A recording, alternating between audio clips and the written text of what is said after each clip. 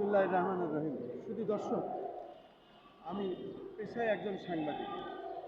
আমি খন্দকার মাসুদুজ্জামান। আমি একজন ইউটিউবার। দুটি অনলাইন পোর্টালের আমি সম্পাদক ও প্রকাশক। দীর্ঘদিন এই পেশায় আছি। পাশাপাশি আজকে আমি একটি কথা যা না বললেই নয়, সেটা বলার জন্যই আমি আজকে দাঁড়িয়েছি বাংলাদেশ সচিবালয়ের সামনে, জাতীয় প্রেস ক্লাবের সামনে।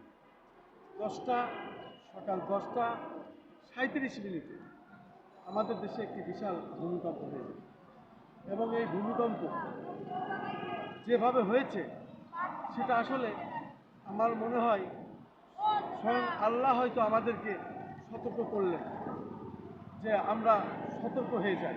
কারণ ভূমিকম্পের ভিতরে আমাদের রাজধানী ঢাকা তার ভিতরে বেশি ঝুঁকিপূর্ণ অবস্থায় আছে, তার ভিতরে পুরান ঢাকাটা আরও বেশি। আমরা খোঁজ পেয়েছি যে কষাইটুলিতে 4 জন মারা গেছেন এবং অনেকে আহত হয়েছে। পাশাপাশি রাজধানী ঢাকায় অনেক বিল্ডিং ফাটল ধরেছে, বিপদ সম্মুখীন অবস্থায় রয়েছে। যে কোনো মুহূর্তে এসব বিল্ডিং আমার ভেঙে পড়তে পারে। যা আল্লাহর বিশেষ রহমত যে 6 দশমিক বা 7 দশমিক এই পয়েন্টে আসেনি। যদি এই পয়েন্টে আসতো তাহলে কি হতো? জাপানে যে অবস্থা হয়েছে, অন্যান্য দেশে যে অবস্থা হয়েছে, অন্যান্য দেশে যেভাবে ভূমিকম্প হয়েছে, সেই পয়েন্টে যদি আমাদের থাকতো তাহলে তো আমরা আজকে শেষ হয়ে যেত। কিন্তু আমি বলতে চাই অন্তর্বর্তী সরকার প্রধানকে, উনি আমাদের অত্যন্ত গর্বের এবং সম্মানিত ব্যক্তি। উনি শান্তিতে নোবেল জয়ী। আমি ওনার প্রতি দৃষ্টি আকর্ষণ করে বিশেষভাবে আজকে আমি এই কারণেই দাঁড়িয়েছি যে যে কোনো মুহূর্তে আমাদের দেশে ভূমিকম্প ঝুঁকি আরও বৃদ্ধি হতে পারে।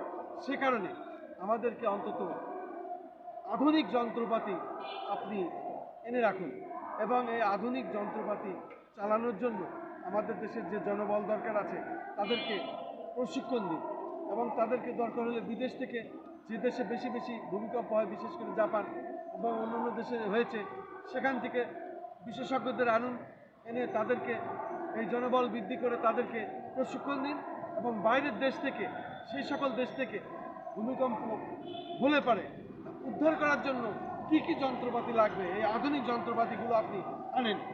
আগেই আমরা সতর্ক হই, অন্তত ভূমিকম্প যে কোনো মুহূর্তে হলে পারে কিছু মানুষ অন্তত প্রশিক্ষণ নেওয়া থাকলে, আমাদের যন্ত্রপাতি থাকলে আমরা উদ্ধার কাজটা অন্তত তাড়াতাড়ি করতে পারবো।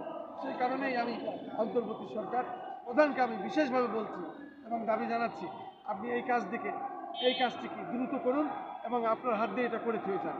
তাহলে পরে অন্তত এই দেশের মানুষ আমরা কিছুটা অন্তত মনের কাছে শান্তি পাবো। এই বলে আমি আমার সংক্ষিপ্ত বক্তব্য এখানে শেষ করছি। আসসালামু আলাইকুম।